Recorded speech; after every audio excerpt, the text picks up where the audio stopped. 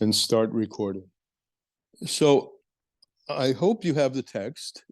If not, it won't impede the learning because I'll translate everything as best I can, that is.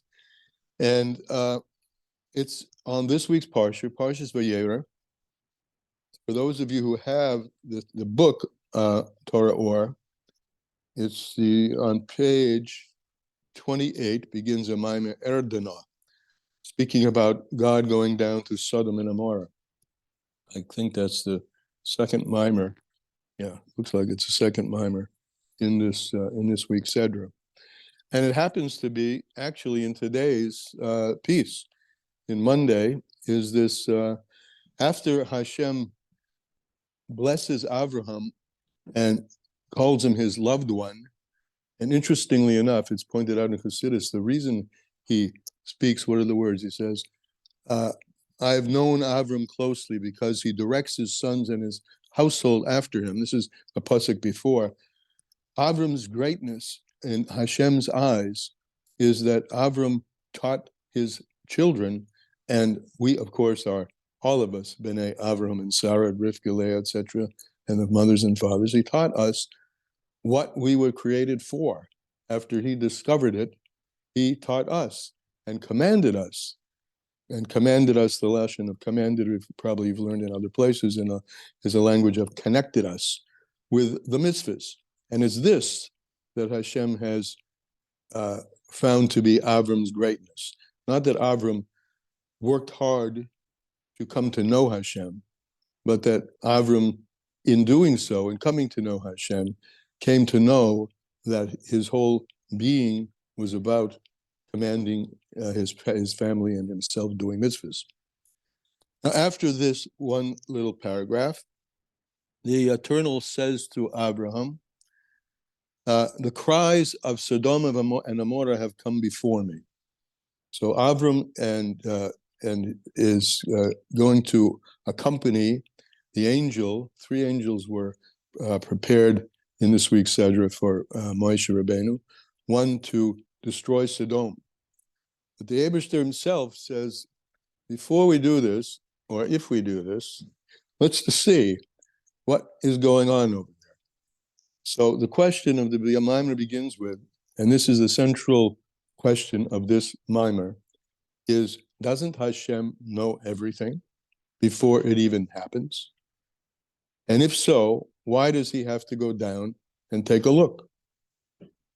And the flip side of this, which is really the subject of this maymor, if Hashem knows everything before it even happens, what is the meaning of free choice? This is something that has been discussed for generations. And in this little maymor, the Alter Rebbe resolves the question. Okay, so we're going to start. So Erdana, this is the pasuk looking in the Chumash. Erdana, he says, let me go, let us go down, let me go down.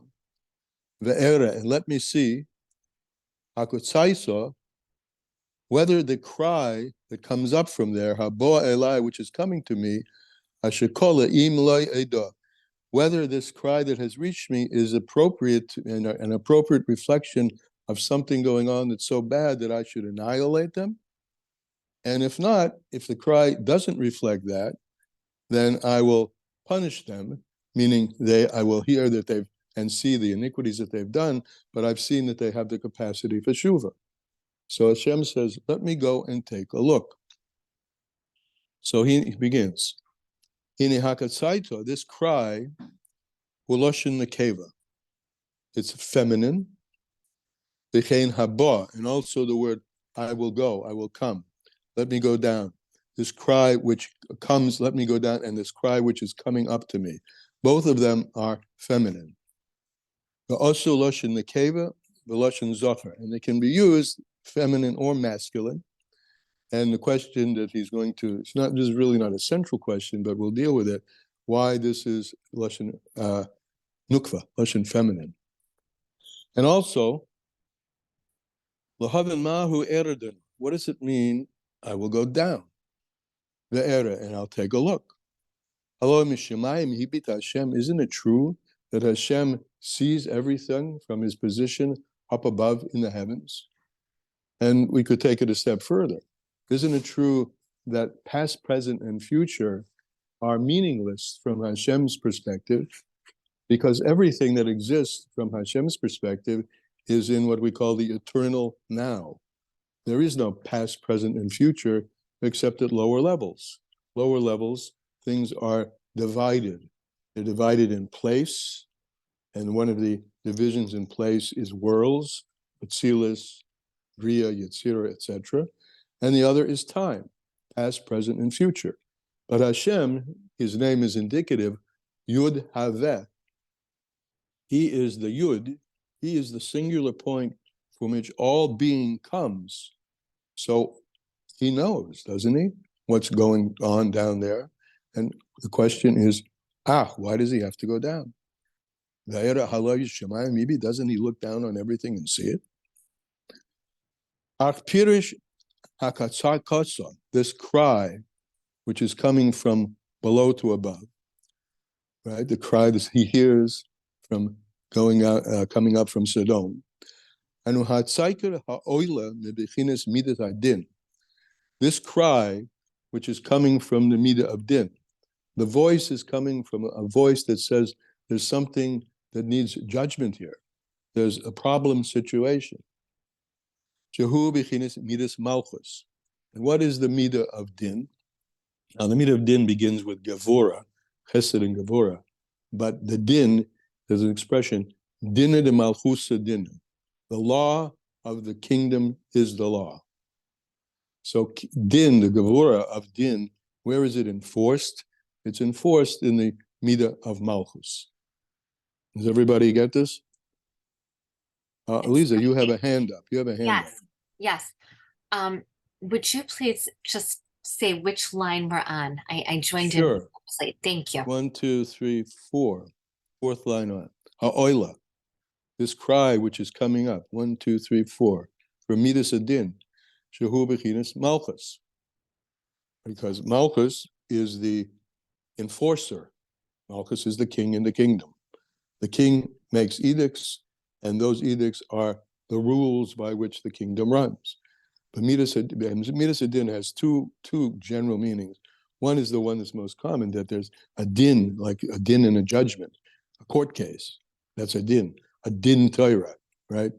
But it's also just the way things run. Things have to run according to some kind of a rule and order for things not to all mess up and bump into each other.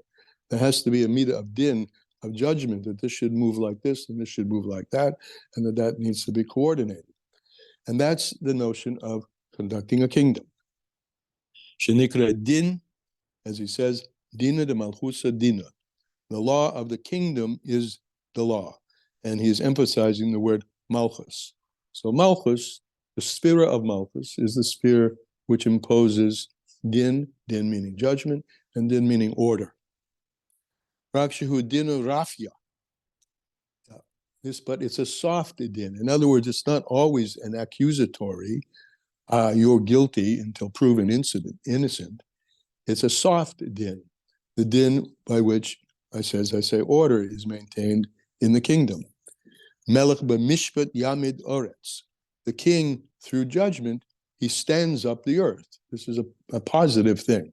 Through deciding that this is like this, and this is like this, and these two things interoperate in this way. So that's how the world exists. That's the function of din, and that's the function of malchus. Bazesh shakasub, and this that is written, hakotzagto, this cry, haba, which is coming. So this is also, this language of haba is written in another place, in Megillus Esther. When Esther comes, when the maidens come in the contest, after Vashti is offed, and maidens come in the contest as to who's going to replace her.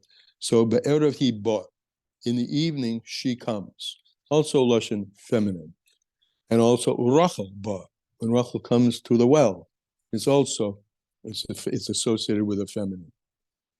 Abira Inyan, and he's explaining this. This is something he pointed out in the beginning, that that's the language here, the cry is feminine, and the cry is coming up is feminine. Abira Inyan is this. First, before we can understand these little points about this, the linguistic points particularly, and why it is that Hashem needs to take a look to find out what's going on, because the fact is that he sees everything from his heaven on high. So at the outset, we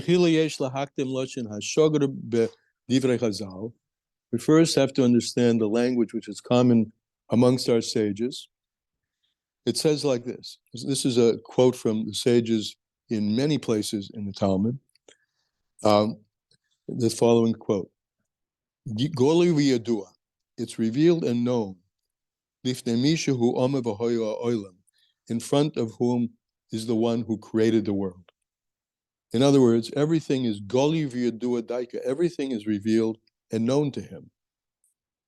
Kihine ha-philosophim, the philosophers, nilav lahaschim inyan hashgacha pratis, they had a very difficult time understanding and didn't accept the inyan of hashgacha pratis. For instance, at this level of detail, the level of detail of hashgacha pratis goes down to this, that no person will stub his toe, unless unless it happens to be announced from above. This became a very current topic in the last few weeks on Shmini Atzeres and Simchas Torah, when the war started. Those who understood and do understand the perspective of Simchas Torah, the world was alarmed.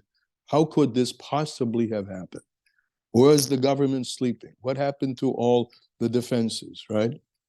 But those who understood Hashgacha Pratis knew and know what we just said, that no person stubs his toe down here below without that it's being announced from above, that this itself is announced from above. This, because in simple terms, we'd say, when we say, how could this possibly happen? You'd say, this is way beyond anything I can understand. How could such a violent occurrence and unannounced and undetected happen? How could this is way beyond my ability to understand? Well, look at it from this perspective. Yes, it's way beyond your ability to understand, because it's coming from he who is way beyond our ability to understand in the first place. That even in the negative, as well as the positive, everything is orchestrated from above, which of course will open up the question, if everything's orchestrated from above, is this an illusion about Hashgacha Pratis? But we'll get to that. What line are you on again?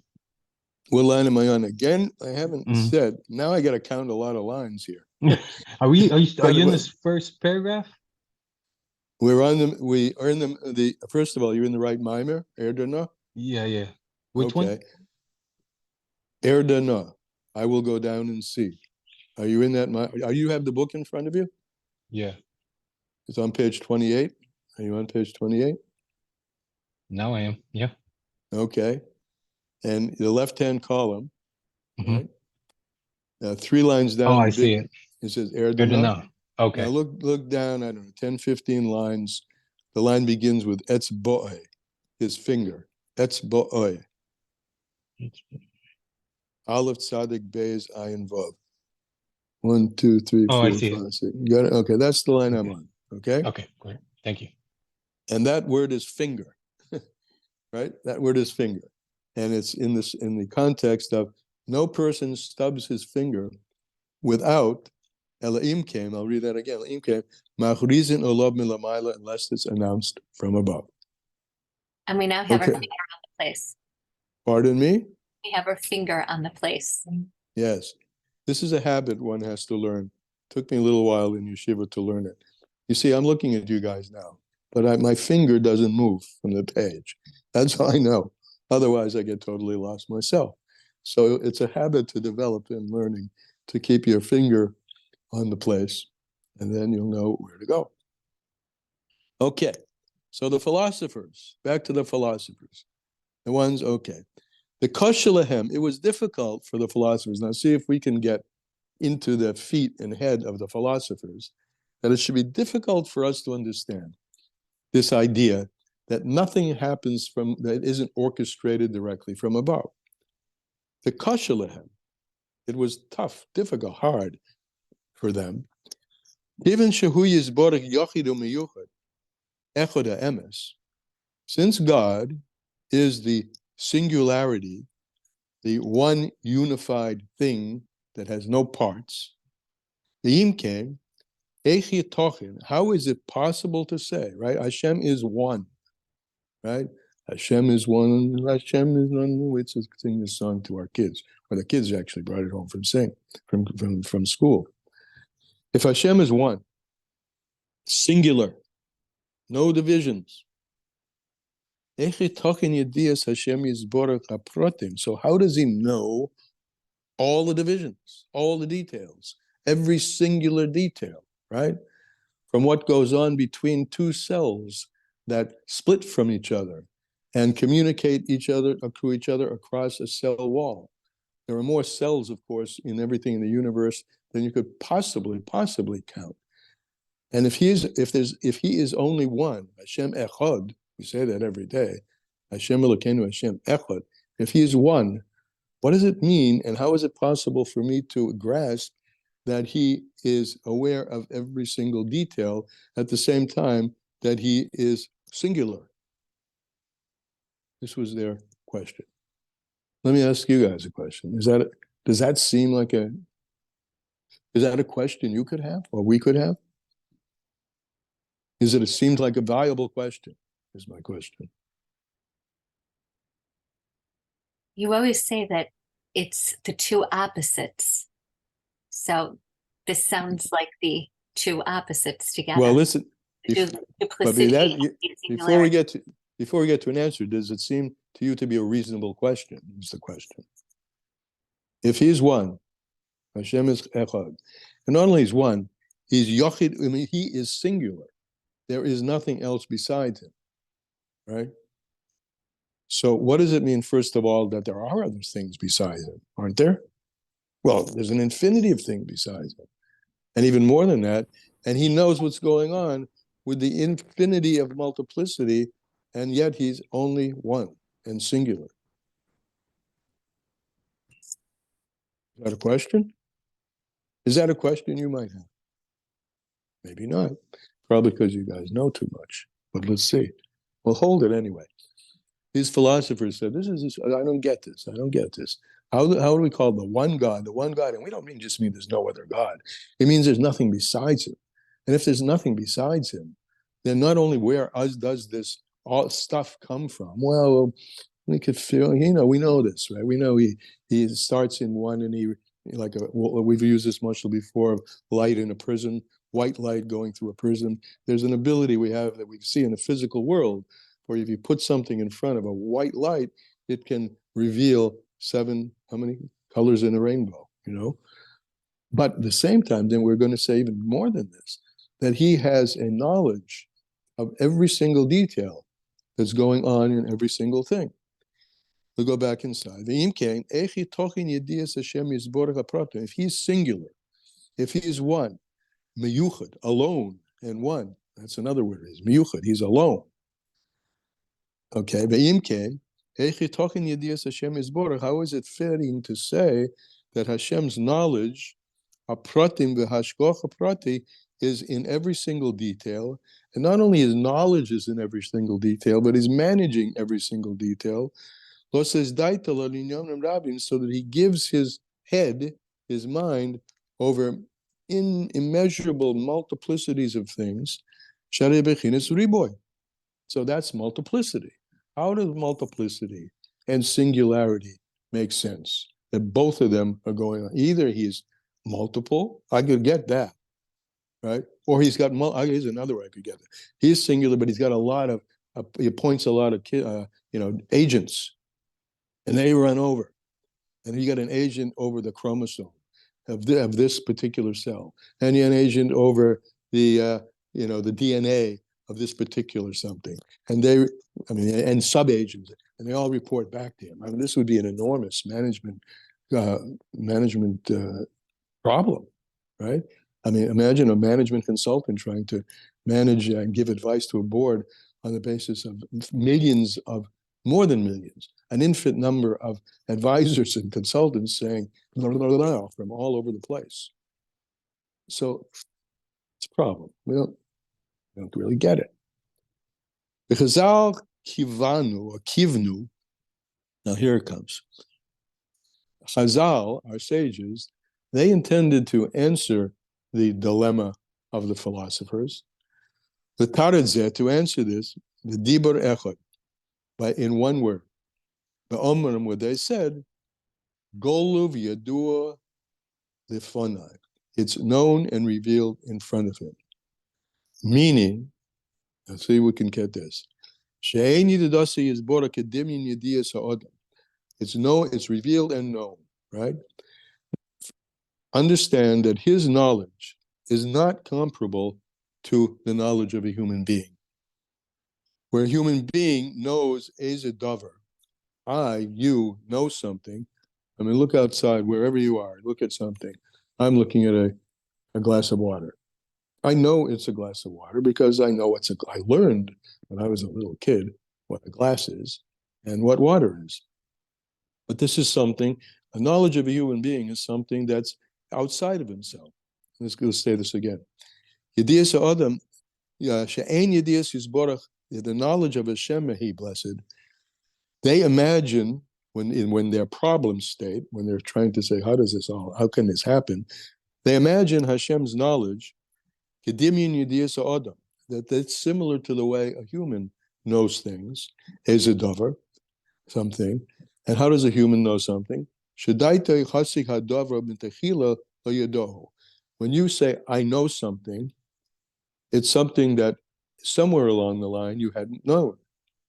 There was a point when I didn't know that this plastic was really a cup. And instead of using it as a cup, I just took it off the shelf and threw it all over the kitchen because it was fun, right? I didn't know it had any utility except for my interest in playing with it when I was a little kid, right? So you learn. You learn. A human being learns. Can you apply that to Hashem? That he's learning? No, the sages said, don't think, you have to think of Hashem's knowledge differently. Hashem isn't learning the way we learn, and that's not his knowledge. So back to the human, when a person knows something, his knowledge, his mental state, which we call knowledge, wraps itself around, encloses this particular thing, is and this thought that he has, where he gives his mind and his thought to grasp, what is this? And before he knew it, he was empty-minded. He's empty-minded of this thing. He didn't know it. This is the way human knowledge is. So knowledge by a person implies change. Now you see it, now you don't. Or the other way around. Now you don't know it, and now you do. When it comes to God and the upper, Lamaila always refers to the upper state of things. So we're beginning to differentiate between an upper state of things and a lower state of things. Lamaila, the way things are up above, in Yidiyasa Yizborach, in God's blessed knowledge, Yodeya Kol Ha'olamas, he knows all the worlds, Upirteihen, in all of their details. His knowledge of the worlds and all the details is not that his knowledge gets enclosed and grasps and surrounds this thing. There's an expression that's of Chazal, it's with a knowledge of himself. The Yedias Atzmai, with a knowledge of himself, Yodeya Kol Hanimsoyim. With the knowledge of himself, he knows all things which exist. And therefore, everything is Golav Yadua. Everything is known to him. Shakol Golav Yadua, the fun of Yismora. Automatically, Mamela. Vein Sorokli is Nitfus and Mislabish Behadavar Haloida. He doesn't need to be enclosed in that thing in order to know it. Which starts to, well, okay, we get that, right? Does everybody get that? Anybody doesn't get that? This is the wonderful thing about Hashem. It's with the knowledge of himself that everything is there inside him. So I'll ask you a question. If everything's there inside him, why does he have to go down to Sodom to find out what's going on?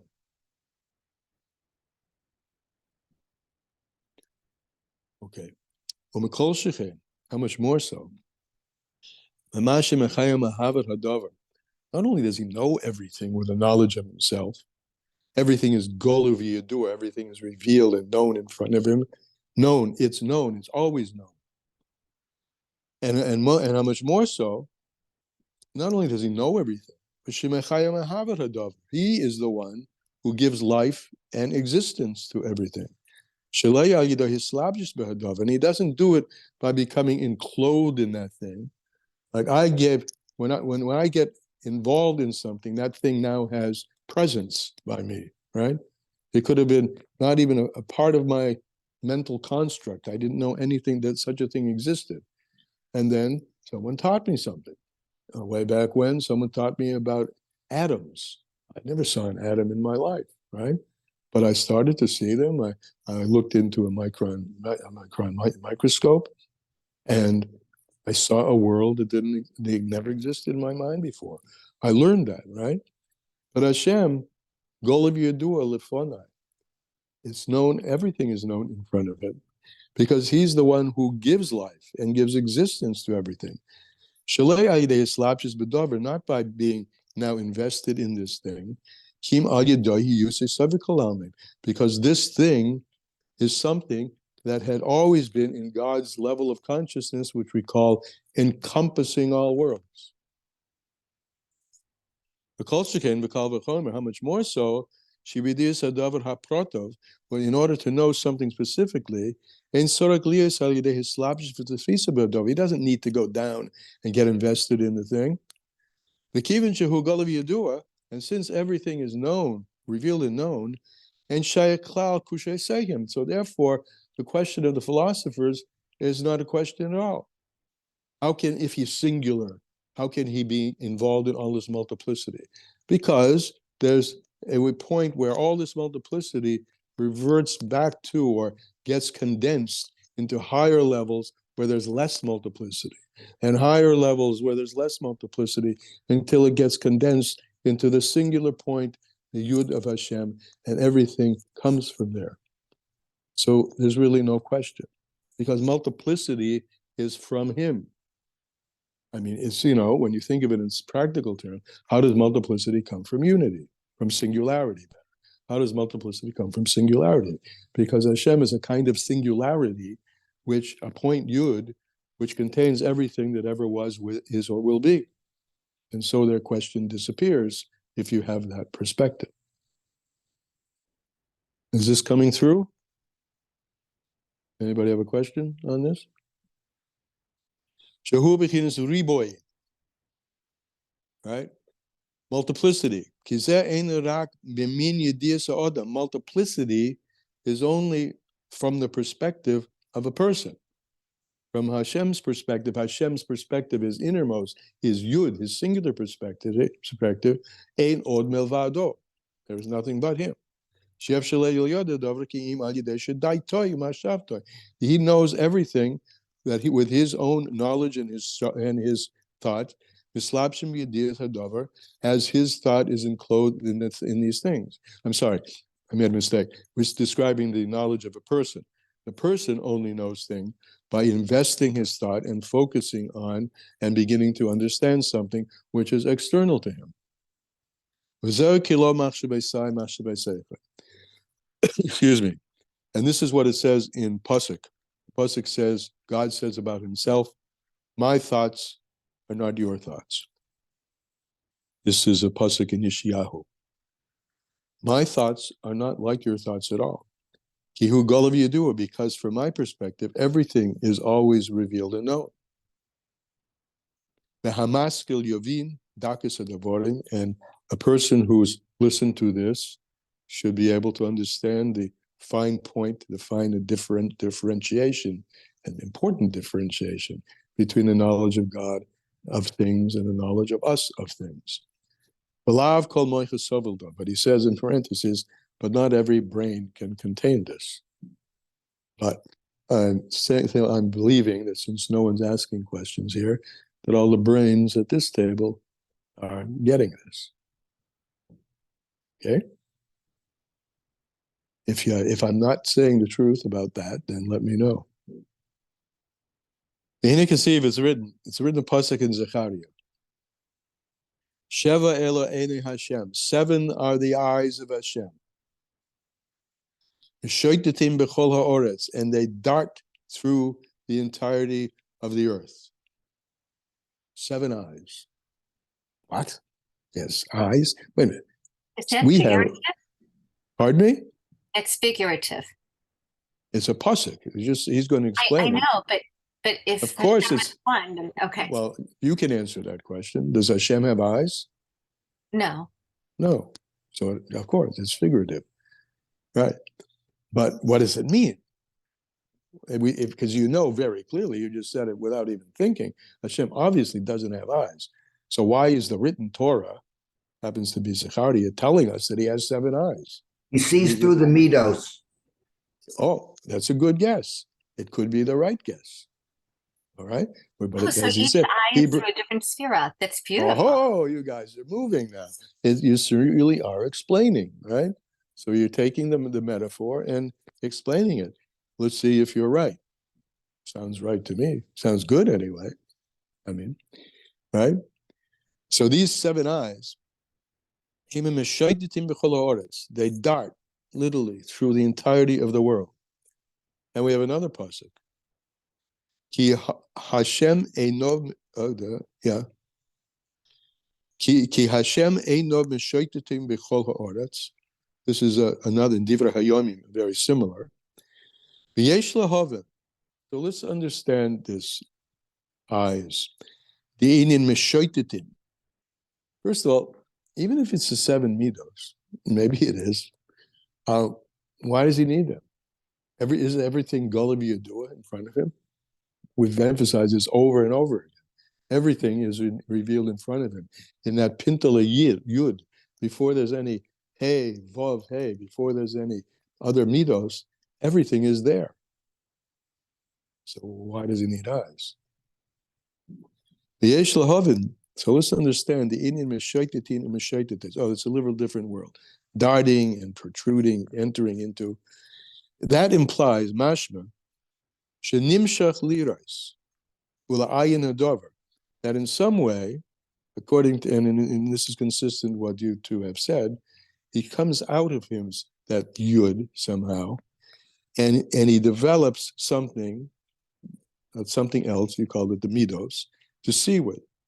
Ula'ayin hadover, and to look closely at the things, al yedei riyazu, through this seeing. So maybe that's where we're going. Hashem really, everything is contained in him, everything is revealed in him, but he still needs to, wants to, in any case does, get out of that singularity and looks at things through multiple lenses. Al yedei riyazu, through this seeing. Well, this is becoming more like the way we do things, right? I didn't know it, but here's my cup of water, but I put an eye to it, right? And I see that it's holding water. Now I know something about this hunk of plastic that I didn't know before. So this is bechinas islapshus behadavar, being enclosed in something, a nearer that you see, but you do, and you know about. Zeh lechera. Yes, he's asking the question that we've been putting on the table. No matter what these 7 things are, what does he need them for? Because we just said he doesn't need to invest himself in particular areas, because everything is Golav Yadua, everything is known to him all the time. And this is what we're saying now, that he invests himself and encloses himself is like what we do, which is hepech, masha koseb, what we said above, masha omer above, about everything being revealed and known. Question mark. So let's take it from the top again. Acha inyan. The inyan is this. All right, now here he's going to unravel it. Kinaida, it's known. Here we go. He does manifest, brings out from this singularity 10 expressions, which we call the 10 spheros. And these 10 spheros are composed of lights, which are energies, and vessels. The mashal that you've heard me, some of you in another class use, is electricity and a light bulb. The light is the energy, the electricity, but it's not having any effect. That is, the effect is desired effect without the vessel, which is the light bulb, which is capable of taking that light or energy and doing something to it so that it can serve the electricity, can serve the purpose for which it was designed, which was to light up something or to power something. So a sphera is composed of energy and vessels. Kibechinas chesed and gevura, for example, the sphere of chesed and gevura, two spheros. Zeho bechinas keli. We usually refer to the spheros by the name of the keli, because the keli, the vessel, is what's distinguishing. The light is the or ein sof, it's the electricity. And to you, I'd like to expand this much a little, the difference between the same electricity can light up a light bulb or power a power tool. So we call this, that we call that manifestation by the name of the light bulb or the power tool, because the force which is within it is the same. So chesed and gevura, these are spheros. They are the vessels. Aval ha'or, the energy, the light, hu ha'ora ma'ein sof baruch hu. It's a ray from the Ein Sof. All right, so we're introducing really something which you guys anticipated, that there's a process by which this singularity, the white light, goes through a process which allows it to reveal that in its whiteness, and unbeknownst until it goes through the process, are multiple colors of the rainbow. Or in the electricity mashal, this all-encompassing force called electricity has within it a potential to be revealed in many different ways. And the electricity is analogous to the Ein Sof itself, the point of singularity, right? The white light before it goes through a prism, the point of singularity where there's no multiplicity being shown. The lav mikol idun midas ihi klal. Because let me just finish the sentence and then just hold it for one time. Because he himself, this or Ein Sof, this infinite light, is not of like any of these midos. You're right, it's a singular, undiverse, non-diverse, non-multiple. It isn't something that you could say, hey, if he's singular, how can he be multiple? His singularity contains everything, but not in a way where all the multiplicity is revealed. The multiplicity is revealed after the singularity, the Or Ein Sof, passes through a prism. Because he himself is inimimidus ihu klal. He's not from, the Ein Sof, the singularity, is not from any of these midos at all. Rak shahor mislabish behakeli. His singularity, the Or Ein Sof, is enclosed in the vessel, Shehu Chesed Gevura, for example, Bishar HaMidos and the other midos, Shehein Nikron Bechinas Kelim, which are called vessels, Shehein Magbilim Es HaOr, they limit the light, Ubahen V'al Yodam, and it's through those, in those vessels and through them, Nimshach HaOr, the Or, the energy of the Ein Sof, is drawn down, Liers Mechaya Nivroyam, Baligvul, to enliven creatures who are limited. Liesis Havis, Angel Mechoil, the angel Gavriel, the whole camp of the angel Mechoil, and they Mekablim, all of the angels in the camp of Mechoil, they all receive from Chesed. And Gavriel, his name is Gavora, right? All those angels receive from the Midah of Gavora. You won't get the multiplicity, the divisions and the encampments from the Or Ein Sof itself, though all of them are contained like in the white light, but invisible, non-material, not manifested at all. They're all contained there, but you'll never get them manifested without the kalim. Okay, we could, Elisa, somebody had a question, I think. Yes. One So had a question. the filtering down then, coming from the Or Ein Sof into the various vessels, is this yet another description then of the Seder Hishtalsh?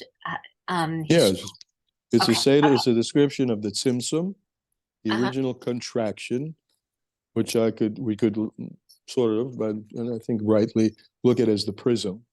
He created this mechanism by which singularity could now manifest the infinite diversity which is contained in that singularity by passing through a prism, right? By passing through a tzimtzum, a concealment. That's what the prism does. It lets things through, but it's also holding things back. It's holding back the singularity and allowing through the capacity for, the potential for multiplicity and diversity to be revealed, which had previously only been in potential. And then, after that has been realized, now comes the whole Seder Histalshalis, the whole order of world upon world upon world, a hierarchy of one world higher and lower than the other. And this is all through Kalim. So you guys were right? When you said that it's through the midos, 7 eyes, 7 midos. These midos are there, as is everything there, in the singularity of God. But in the singularity of God, we could also say they're not there, meaning they don't have any tangible, recognizable existence yet, because they haven't been lodged in vessels. The creation of the vessels itself is a contraction, a condensation, a thickening.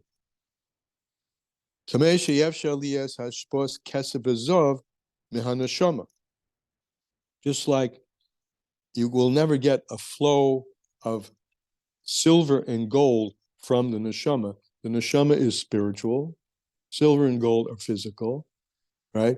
Yet the neshama has in it the ability to bring forth, through its investment in a vessel, which is the body, a utilization or creative expression of silver and gold, which we call craftsmanship, right?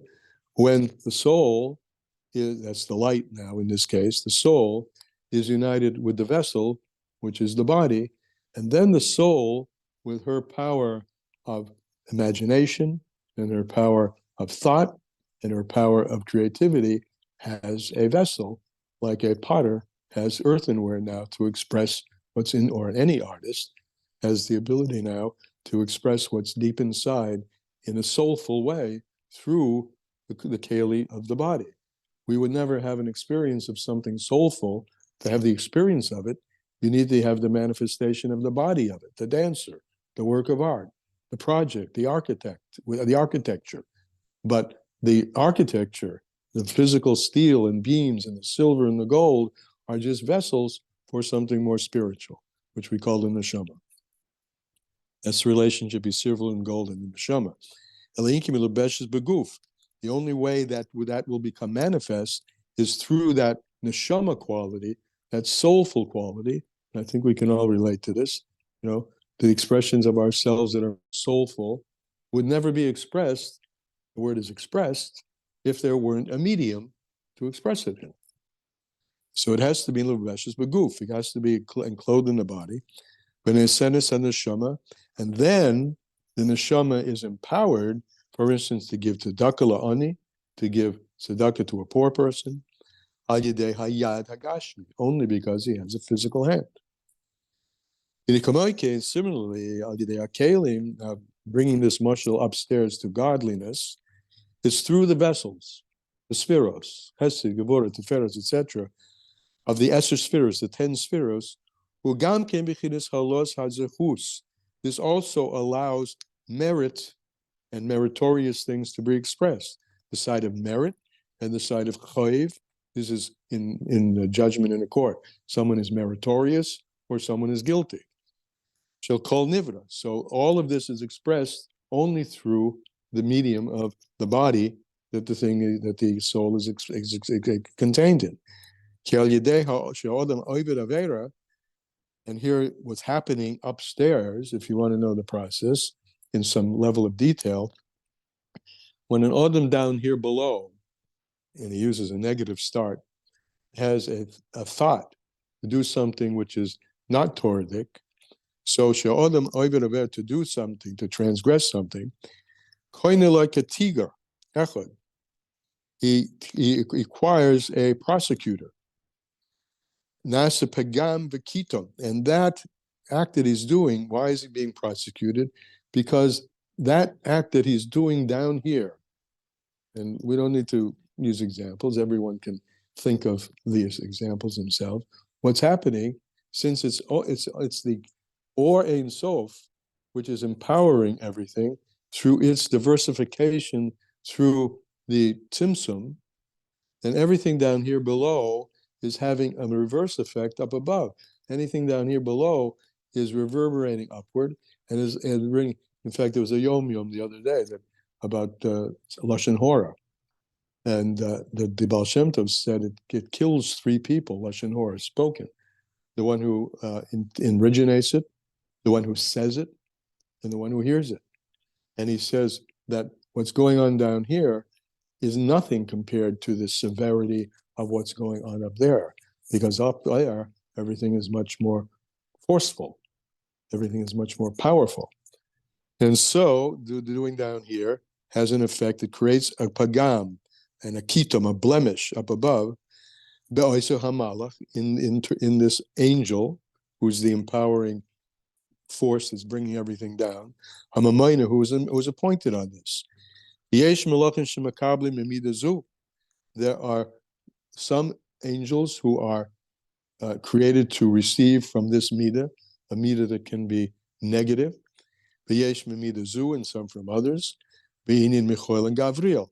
Michoel is the angel of kindness. When you do an act of kindness down here below, is an interesting idea. Not only is the flow coming down through Michoel, right, but it fortifies him, because your act of kindness is going up, and this is food for him. This is what he lives on, kindness. Gavriel, just the opposite. He lives on Gevurah. And now, so this act out here below has gone up and made an effect above in the realm of what we call malachim, angels. And this malach, that force above, goes up further and further. Marla hadavar, lifts the thing up higher and higher. The malach gaveya, to a higher angel, the high memenu, higher than that angel. Achimis ala bekalim, the eses spiros, the malchus of Atzilus, until what's going on down here goes up and makes an impression in malchus of the world of Atzilus. Amislavshim b'biyah, and malchus of Atzilus, remember we said malchus, his kingdom is malchus, and he runs the world from malchus, and malchus gets invested in all the lower worlds. Ubetecha kli malubisha or mein saborcho, and in that vessel is invested the Or Ein Sof. So this is a two-way street, where the Or Ein Sof becomes invested in things down here below, and the things down here below have an effect on the Or Ein Sof up above. Benimsa, so it comes out, that through the vessels, mis'ala Or Ein Sof borahu, it goes up, things that are happening down here and throughout the cosmos in a rising manner from below to above, they go up into the Or Ein Sof, hamalubish behakelim, the Eser Spiros, which is in the Or Ein Sof as it's enclosed in the 10 Spiros. And therefore, we could say about this, back to your metaphor from Zechariah and Divrei Hayomim, Einov meshetes, that his eyes are darting around. his eyes. These are the Or Ein Sof as they're invested in the Kalim of the Spheros. They're darting around. They're seeing things as they occur in the world of diversity. And they bring those impressions up into the realm of unity.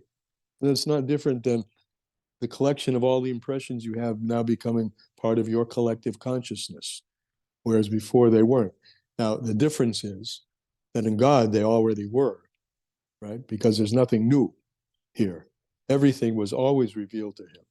But when it happens down here below, there's a process where, if you could say such a thing, God becomes aware of what we already knew. It wakes up something up there, which is part and parcel of God himself, but now a particular aspect of that which was only and all singular is now being focused on from above. So his eyes are darting. So this is the mashal of going down to Sodom and seeing what's going on. The taking God's is taking out of his singularity an impression from the realm of multiplicity. His eyes are darting. Shehu b'chinas hakelim de'eser spheros, which is the vessels of the 10 spheros. We're on now page Tesvav of the top. V'gam hamalachim mekablim mehem, and in the path, in the way downward, so the angels are receiving from what's going on the 10 spheros, condensed into Malchus. Malchus then respawns a new world, and in Malchus of Bria, there are the Seraphim. In the Malchus of Yetzirah, there are the Yefanim, different names of angels. They're getting this flow from above to below. And this is called Marida Einan. The angels are called masters of the eyes. Masters of eyes. V'yesh Marida Oidainim, and they're also masters of ears. They hear what had been previously singular is now coming through vibrations, right? Just like the eardrum diffuses and makes different frequencies of sound, similar to the way the eye can take different aspects of light and refine them, separate them, and bring them into concretization. Wait, The before, Hamish, before you yeah. go forward, I know that, so you were just tying together then the mashal. Somehow I'm not quite getting it. When it says that you got it right at the beginning. The two of you got it at the beginning. When Right, it said but I'm not putting it together with the mashal of HaKadosh Baruch Hu going down to Sodom in terms of with the. Yes, you are. I am. Because it's a descent. It's a descent from his singularity, where everything is Goli V'Yadur in front of him in a singular way, without there being any multiplicity. It's a descent from there, from that simple Or Ein Sof, into where he invests himself in Kalim. And once it's like light being invested in an eye, or vibrations of air being invested in an ear. Before the light was invested in the eye, before it came down into the eye, you weren't aware of it. You weren't aware of that specific thing going on. Before the vibrations in the air, which were stimulated by some event over here, hit your eardrum, which is just another, it happens to be more horizontal, I guess, you're thinking of it. But it's a descent. It's a descent from singularity into multiplicity, which doesn't contradict the fact that everything is Gol Yeridua, everything is known to him, because of the state where we say everything is known to him, it's known with an utter simplicity that has no multiplicity. Yes or no? Yes or no? You got it? Part of it, yes. Part of it, no. I feel badly. I hate to try everyone else's patience. No, you're not. That's okay. I'm Everyone not else gonna labor it. We'll go on, and let's see. We'll see if it becomes clear as we talk. Can I ask a question? Of course. In response to that lady, Yes, Eliza. Yes. You do get it. It's just a matter of this. Every color that comes out of the spectrum red, green, blue, has a Right. property, has special properties of that color. And so Hashem going down means he's moving his awareness down the Seder Hastalshalis into the eyes of the seers, the colors. And they tell him what's happening. They tell him what's going on down here, that he Right. can make, for instance, he wants to make a judgment, right? That's the whole, he's going down, we'll go back to our beginning. Let's go down and see whether the cry, the nature of the cry that I'm hearing from there, what does it mean? Does it mean they're really off the charts and I should destroy them or not? He can't see, even though everything is revealed from him in their singularity, he doesn't have that vision, the vision of the diversity and the division to make distinctions between yes or no, kill them or not, at that level of yichud, at that level of singularity. To do that, he needs to invest himself, which means to lower himself, in the midah of gevura, the midah of judgment, and take a look. So is the lowering then, I guess when I think of Havaya, Yud Ke Vav Ke, so we know it's the contraction of Hashem Yihya, Haya, Hova, that he is, was, will be, and that Hashem exists with all time as one, that he's lowering himself from all time being together of where Sejim was, where it is, and where it will be after it's destroyed, in order to go down into the finite color, the finite detail of its exact moment in time before the destruction and after. So there's two ways of taking Yud Ke Vav Ke. The first one I explained to you earlier, Yud Have. That Yud, that has no dimension, right? It's a point. Point by definition has zero dimension. That's responsible for all being. And in that place of no dimension, there's no appearances of differences. There's no past, present, and future. There's no up, down, all around. There's a point. That's Yud Have. But there's another explanation of Yud Ke Vav Ke. Yeah, Yud is that singular point, but the He represents a descent.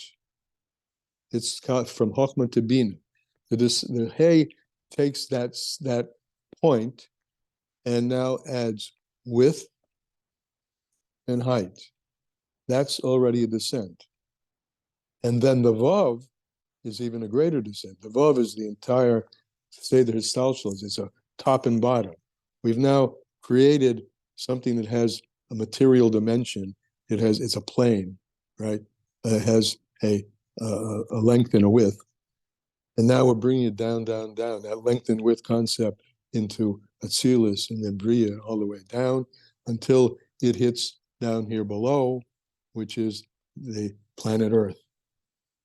So that's Yud Ke Vav Ke as he comes down from that singular point. So two things are happening with Havaya. On the one hand, the question about why he needs to go down comes from the first one. Isn't everything in that point? Absolutely. Everything's in that point. But there's a problem. The problem is there's no differentiation in this point. There's no dimension in that point, even though everything is going to come from that point. Dimensionality, materiality, function, distinctiveness, all comes from the lowering of himself. And that's why the world is diverse. Diversity, if you want to, how does diversity come from singularity? The singularity contains all the diversity, but totally in a way that can't be seen at all. In other Chassidus, it's called, it's an existence which has no existence, the Yud. Everything is there, but it's not instantiated. To instantiate it, he brings himself down. Erdana. He comes down. Can I ask one more question? Yeah. No. I asked, the question is, if he goes down to see what's going on, and at the same time, he knows past, present, and future, he must know that he's already done this. No, because that's all of the level of detail. That he's all, and already means you've got past and present. There's no past, present, and future in the Yud. There's no time yet in the So he's Yud. always destroying Sodom and Gomorrah? No, he's not destroying. There's no Sodom and Gomorrah at the level of the Yud. That the Yud, nothing is material. Nothing has any instantiation whatsoever. It's like pure potency that has no. It's hard for us to understand because we think of potency already as a potency to do this and a potency to do that. But imagine a potency, a koyach, which is the koyach of everything. Yet So that when does everything, he know himself? So at what point does he know himself? he always When knows himself. If he With the knows knowledge of, himself, whether the word, the more important is, with the knowledge of himself, he knows everything that ever was, or will be. But he doesn't, at that stage, he doesn't see it in detail. Because there's no So- detail. oh, okay, so really, when he does see it in detail and he comes down, so to speak, these are all Yeah. words for us, correct? These are all No, words for us to they're- help us understand. Really, he's just looking in himself. They're words for us in the sense for us to understand how it is that there exists two states. A state of singularity, that's how we began here. He's Yachid Umiyuchad. The philosophers said, if he's Yachid Umiyuchad, singular, where does multiplicity come from? And we've answered that question. Because he's not only Yachid Umiyuchad, singular, he manifests the same, just as he has, this is an expression that's maybe useful, just as he has the power of limitlessness, he has the power of limitedness. And in the state before the manifestation in Spheros, there was no manifestation yet of the state of limitedness. In fact, those in Chassidus and even in the Jewish philosophies, philosophers, they make a point which I find very interesting, and maybe you will also. It's more significant about God, who is infinite, right? Ein Sof, that he can make himself finite. Or put it not, that's not good, but that he can bring about finitude, right? It's more significant. If you'd expect God to be infinite, we call him the Ein Sof, the infinite one. That he can limit himself seems to contradict that, but the two go together in him, limitation and no limitation. So in the state of the Yachid, the Yud, that's a state of Ein Sof. There's no boundaries, there's no nothing at all, except potential for limited things. And he brings about that potential for limited things into actuality by lowering himself into what he called the spheros. Is that any clearer? That he created. Yes, which he created from his power of limitation. He Right. created, that's a good point.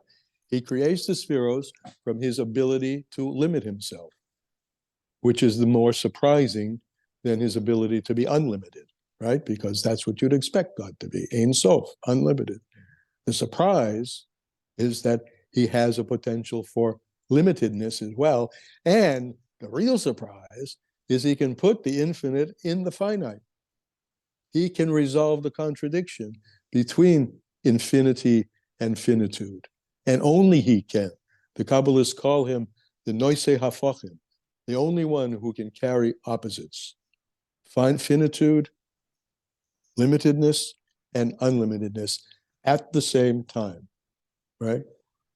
But to see the world the way, in order to make judgment about a world, you have to be able to see the world as the world is performing, not as it exists in your deep consciousness where there are no details whatsoever. All right, let's go on. I mean, for some it's novel and they take time to set in, But that's basically the skinny on it, that he is both limited and unlimited at the same time. And to see the perspective of limitation is when he invests himself, or Erdena, he goes down and manifests eyes, which are the spheros. Okay, let's start. Let's see. Okay, second line on page Tezvot. What time is it? No, we're going to be past time. Okay, hang in, guys. And these eyes, these spheros, right? These eyes, these spheros, they are vessels now. They're instruments with which he can now see things the way we see things. That with a good deed, a bad deed. That now valuation comes into the picture. Before that, good and evil are equal in him. Lightness, like David Melech says, light and dark are the same to him in that state of singularity. But in the state of humanity, he's given a Torah that says, do this, don't do that. That's the Torah is already an investment in the world of descent, where things now have value. Yes, no, do, don't. So these eyes, this descended state of godliness, is what's darting B'chol ha'oretz throughout the entire earth. The maymor, as our sage, as the saying goes, it's from Pirkei Avos. It says, "Da mala ma'ala mimach." Know what is above you, right? You know Pirkei Avos, some of you know what's above you. Ayin roya, an eye who sees, and an ear that listens. These are all levels of spheros, a descent from Hashem's singularity. V'akelim shayach leime, and these are vessels, where it's relevant to say, that he is now darting around and looking and investing himself in something to evaluate. Before that, at his deepest level of consciousness, there is no evaluation. Darkness and light are the same. There is no manifestation yet of light and darkness. And through these eyes, so to speak, through the lens of the prism, not the lens, the object of the prism, differences begin to emerge. And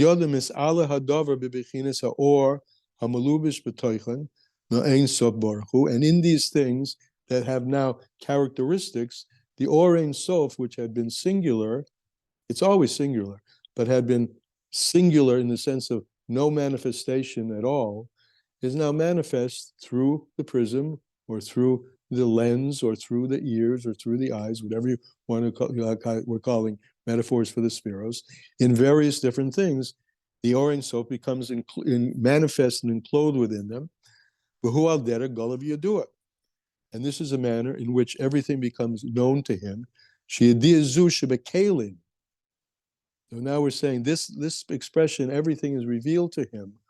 This is this hashgacha pratis, because now he sees every detail which had been in a state of non-existence. You have the word. These are two words that you've come across all the time because it is a state of existence which had no particular existence yet, a state of allness which had no particularization.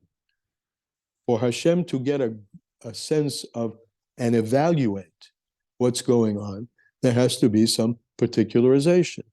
And particularization is a function of the spheros. And with that, Golav Yadua, everything is known to him. This is a level of knowledge that occurs in the Kalim, of the Esespheros. Shal Yidei Einov, through his eyes, these are the vessels, Meshaitatim, he darts, his eyes dart around. Hu bechin is Golav Yadua. This because how things become known to him, to the Or Ein Sof, and he sees everything in a state of the way that we see everything, even though this allness existed in him way before, right? Before it was manifest as particular things, it existed in this state of allness. Hamalubish be'akelim, and it's only manifest when it becomes invested in vessels. Because the light itself is not part of these midos at all. These midos represent a descent. Midah means measure, right? When we refer to his state of yachid, umeyuchad, singularity, there's nothing to measure. There's no midah. It's only when he comes through the simsum, and then the Seder Histalshalis, that things come out of that allness into manyness. And then we can say, and about him himself, he's not from any of these measures at all. Even though he's now clothing himself in the vessel, his true self is not there. I'll give a mashal for this. Each one of us have an essence. It's our godly soul. And this godly soul we learn in Tanya and other places. Each one of us have a particularity, a particular flavor to our godly soul. They're all a part of God, but each one of us is a facet, a chelik, a part, a chelik elakam imal, apart from a piece of God from above, right? But each one of us have that core of essence. Now, each one of us during the course of a day do many different things. One takes out the rubbish, one washes dishes, one cooks, one travels. And I mean, you can go on and on with this. There's no reason to, right? All driven from that same point of soul, that singular point of soul, without which you couldn't be manifesting yourself at all. But you have that core. So similarly, God has that core, and in that core, everything which is going to come from you, all the actions that you do, the music you play, the dishes you wash, the art, the building you build, is coming from there, but you wouldn't see it if you looked into your pintele yid, into your soul, because there's nothing manifest there about all that. But it's all coming from there. So similarly, all the details are manifestations of something which they're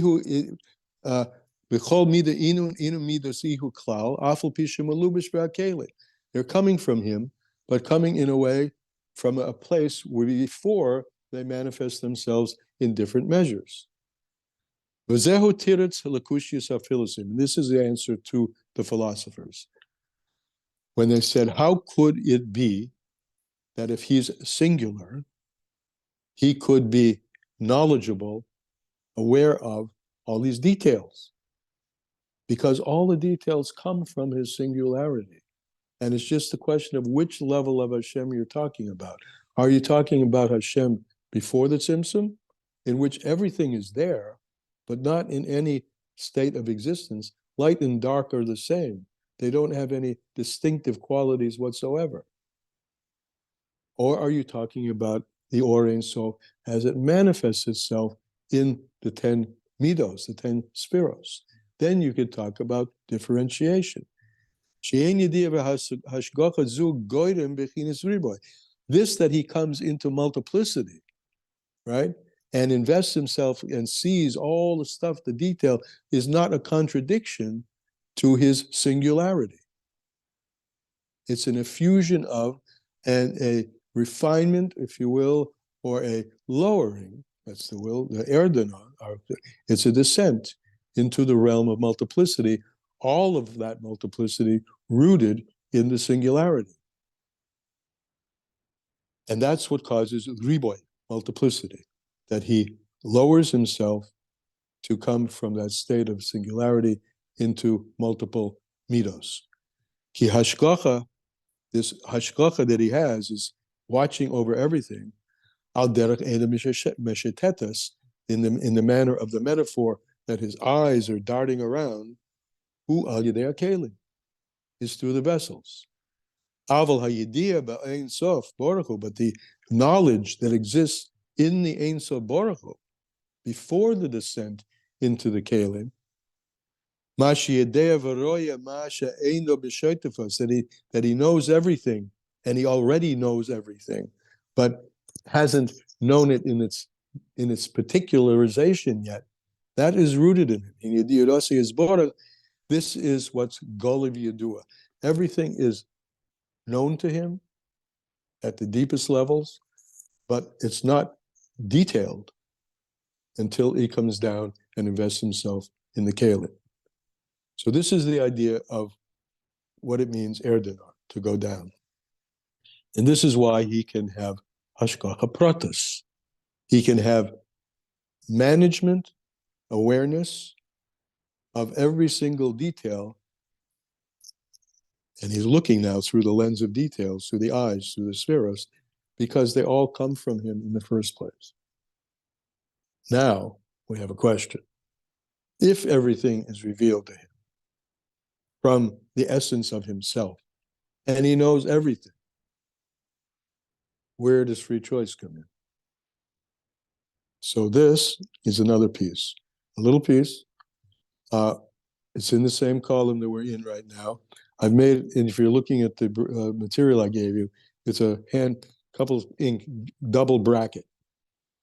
And for those of you who are not, it's the big words Ach, Aleph, Lange Chaf. Do you see where we are? Give me a sign if you see where we are. It says Ach HaInyan. Yep, Ach HaInyan. Okay. And here we'll just sum it up. There are two things going on. Ach HaInyan Kamashikosim. It says, Ki Keil Deus Hashem.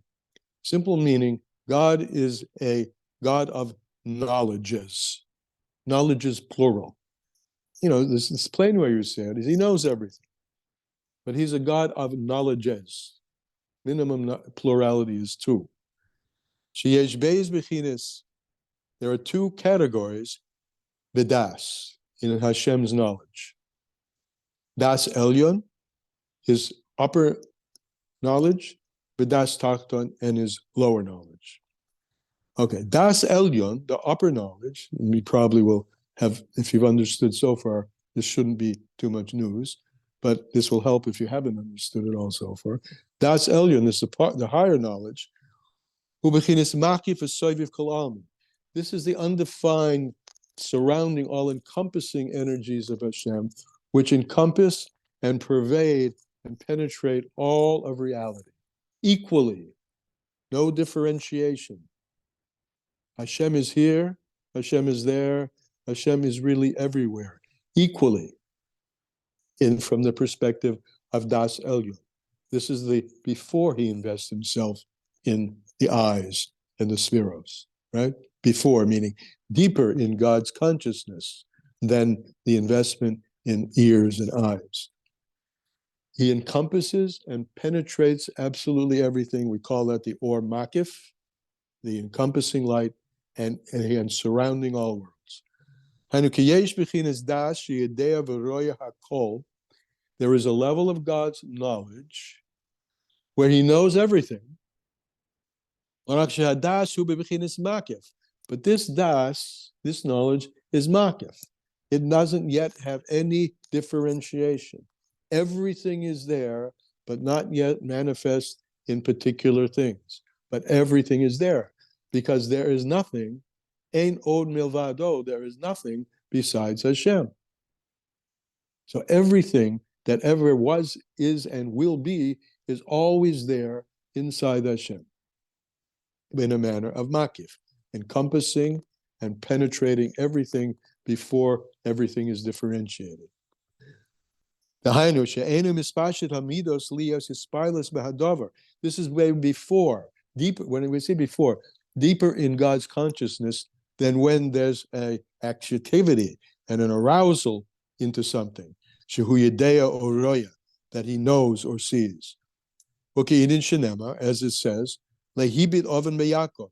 I don't see any iniquity in Jacob. This is talking about Jacob before there's a Jacob, right? This is before he's manifest as a Jacob. There's no iniquity. There is no good and bad. There is no light and darkness. Everything is there, but nothing is instantiated with any particular value. So I don't see any iniquity in Jacob. She'eina pirashula yibit klal doesn't mean he doesn't see it all. He doesn't see any evil. His boinin, and he's not. Bina is already now analyzing things. He's not down at that level yet. In tzidkus ma'atitin loy, it's at a level where righteousness and the opposite of righteousness don't mean anything to him yet, because they're not instantiated or yet being given the value of good and bad. And this it says, that his eyes are pure from seeing any evil, because evil hasn't manifested itself yet.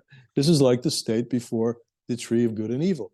There was a state, allness, only God, Eitz Chayim, only life force, without life force being differentiated and subdivided into this is what's good and this is what's bad. Because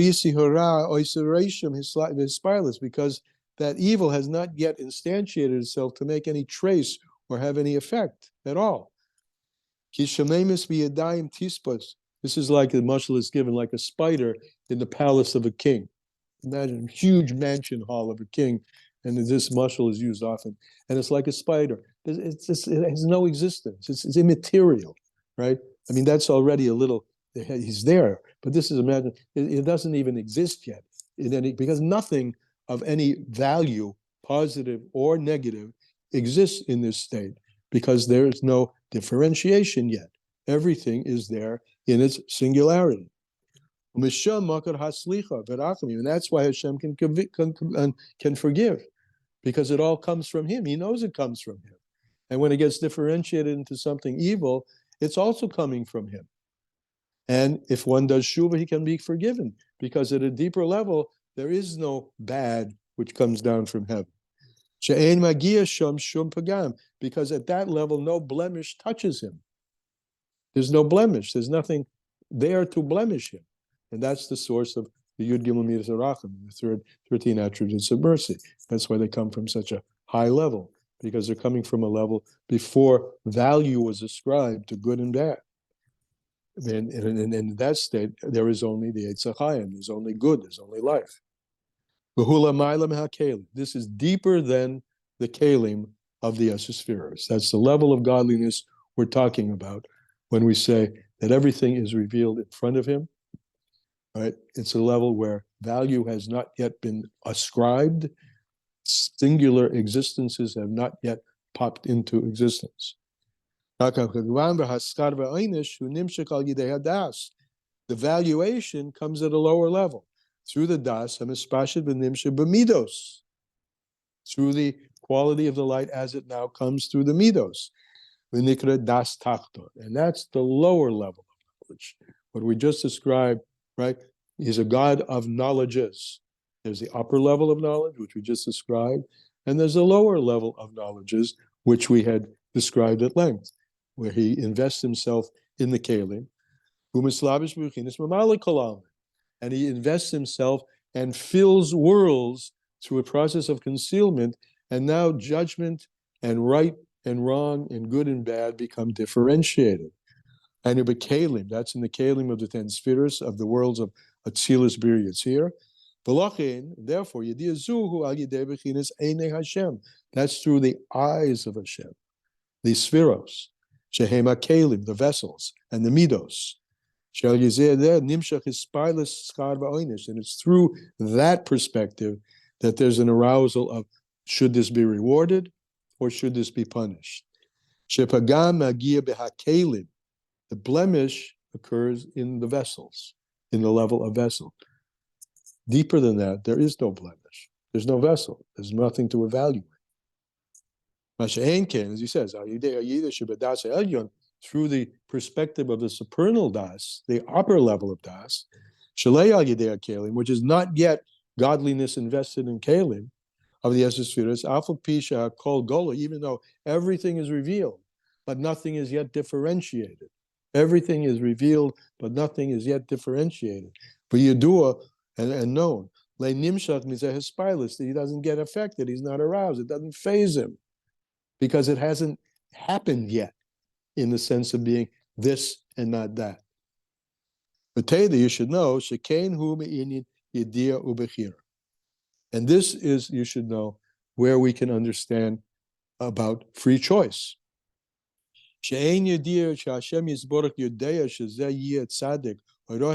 Because this knowledge that Hashem has, that's a guy, a person, this one will be a tzaddik, or this one will be an evil person, that doesn't machrechek, it doesn't force the bechira at all.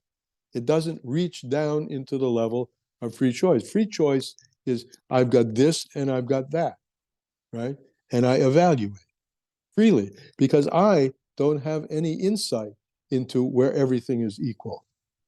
I don't have that because all of us down here are way, way down below, functions of kalim upon kalim, vessels upon vessels, world upon world, descent after descent. So we don't have any knowledge of how it is up above. So what we're saying here, there's a wall here between the upper knowledge and the lower knowledge. And the fact that he knows everything and everything is revealed to him, it's not with a knowledge of the detail, right? And the detail is down below. And in that down below is where we can see up to. We see into the world of differentiation. We don't see into the world of singularity. And in the world of differentiation is the power of differentiation, to make choices. Because the knowledge that Hashem has, that he knows everything, from way previously, and which everything, he knows everything that's going to be done, is das elyon. It's like a Chinese wall. Is that the right word, expression? There's a wall there's a blockage between Hashem's knowledge of everything, where in that realm there's no differentiation yet, and down below where there is a differentiation.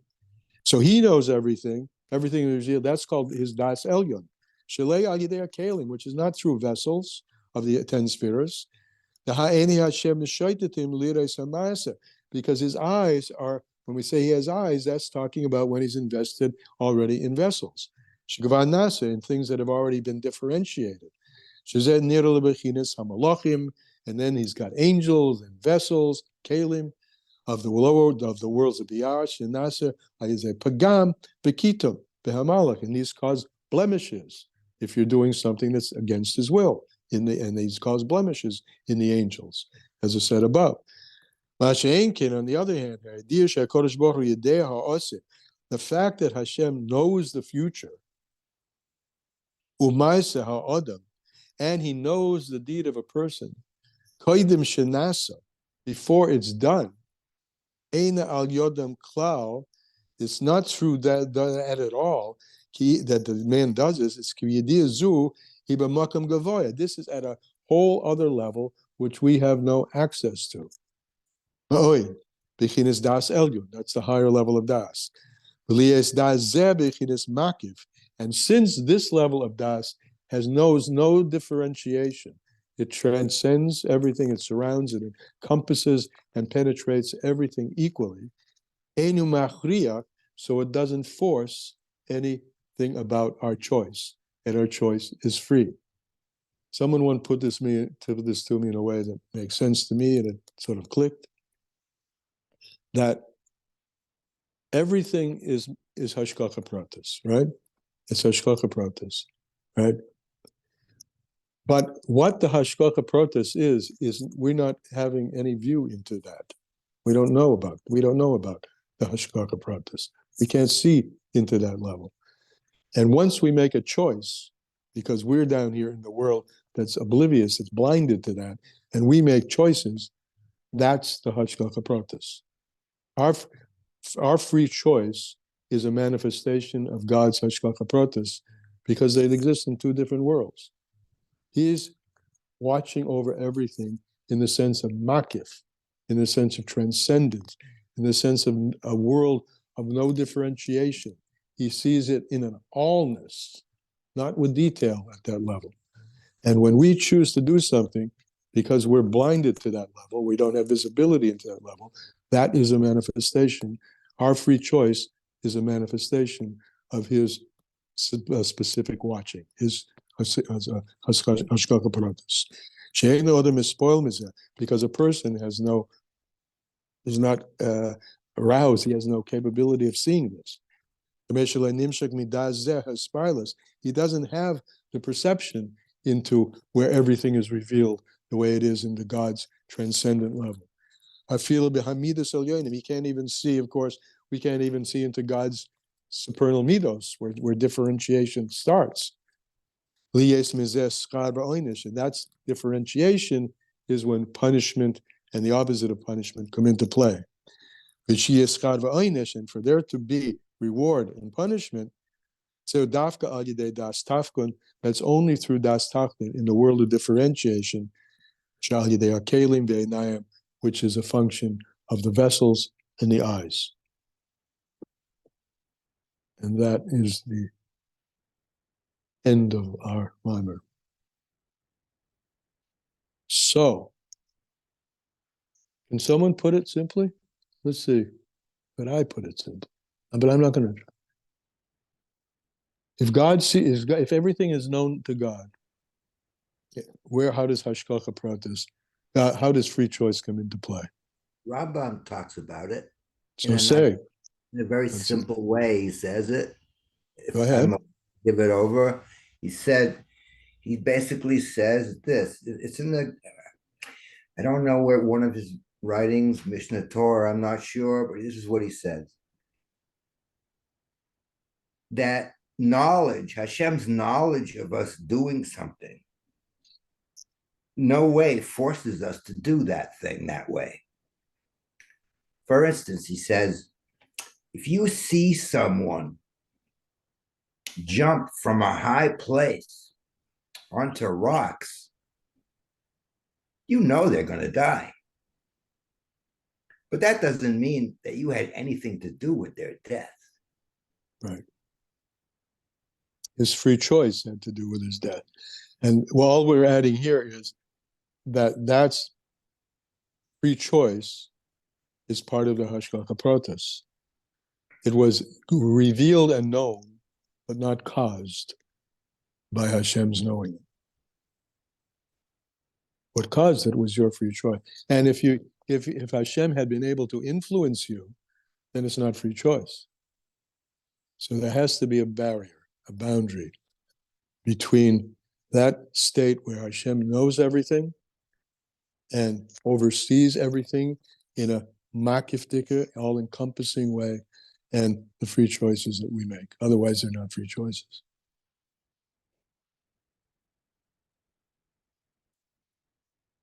Any comments here? Well, you stayed with it. That's good. Let's see, this is called Chassidus ubechein. So we have to, therefore, end with some, okay, so what? What are we going to do with this? What are we going to do with this?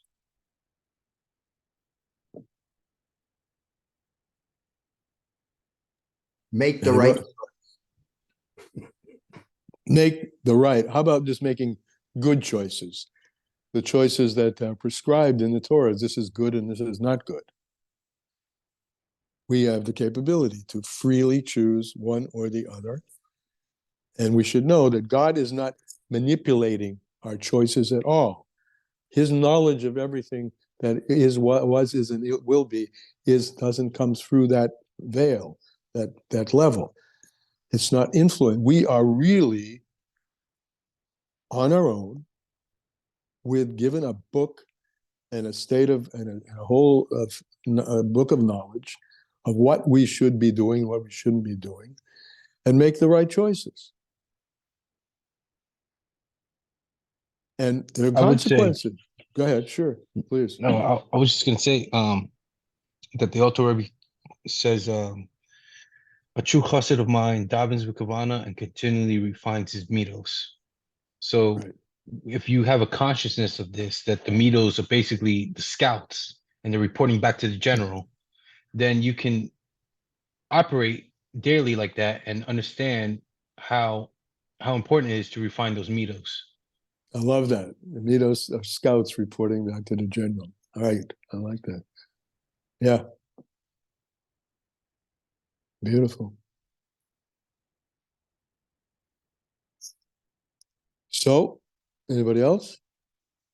I think there's also a beauty of making the best choices we can based on our acceptance that our knowledge is so truly limited. Limited. And then Yes. once we make the best choices we can, letting go. And the example I think of is of, I think is it Shlomo Melech, who had a visit where he saw the Satan who was very sad, or not the Satan, the Melech Mavis. The Melech Mavis was very sad, and he asked him, "Why are you so sad?" And the Melech, it was the Melech Mavis who said to him, "I'm supposed to take these two high-ranking advisors of yours, these two, I think, scribes." Mhm.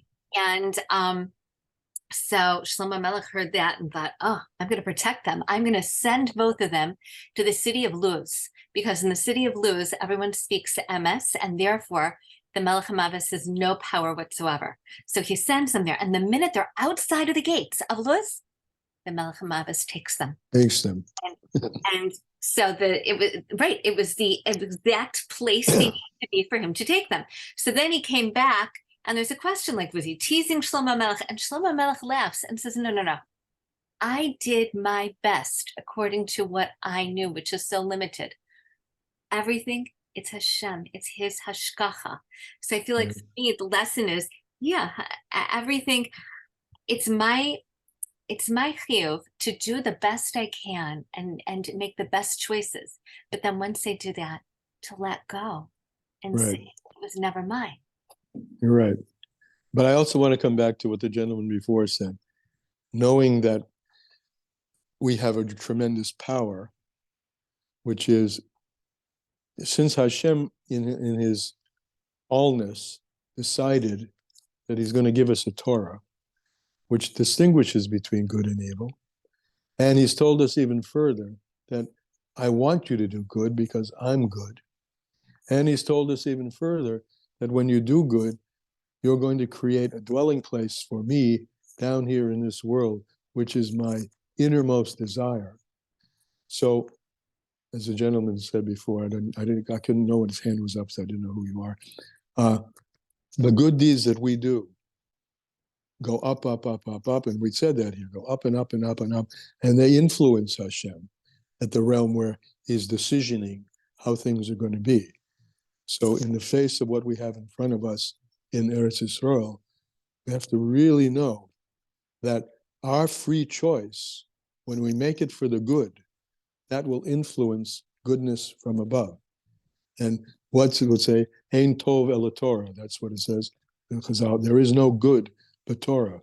When we make Torah consistent, Torah positive choices in this dark world, to daven, to learn, to do acts of chesed, as are pouring out from every corner of Israel, particularly in the world in general, to support our troops and to support our victory, that adds fuel to the fire that rises above, so that Hashem will finally say, I see them, I see how much they want it, and I'm going to give them geula, I'm going to give them victory. So thank you for the notion of influencing the angels all the way up, right through the veil. Bezras Hashem, we should all influence from below to above to see all the Yeshuas coming from above to below. For. Shikaya. Okay, thanks everybody. Enjoy. Till we meet again. Closing out.